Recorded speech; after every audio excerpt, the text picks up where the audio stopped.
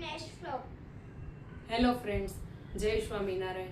અમને લોકોને એક કન્ફ્યુઝન હતું કે આરાધ્યાને હિયરિંગ મશીન પહેરાવું કે ઇમ્પ્લાન્ટ કરાવવું.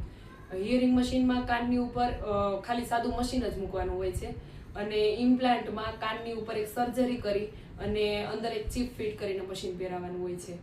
તો અમે લોકો નથી જાણતા કે કેમાં સારું રિઝલ્ટ મળશે, એટલા માટે અમે એવું વિચાર કર્યો કે આપણે મશીન પહેરતા એવા બાળકોને મળીએ, જેથી કરીને આપણે સાચું જાણી શકીએ.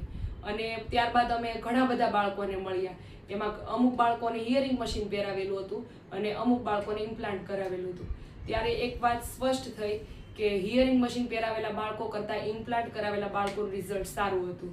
અને બીજી વાત એ હતી કે એના પેરેન્ટ્સ દ્વારા અમે એ જાણ્યું કે અમુક બાળકોને 3-4 વર્ષ સુધી હિયરિંગ મશીન પહેરાવ્યું અને પછી ઇમ્પ્લાન્ટ કરાવ્યું.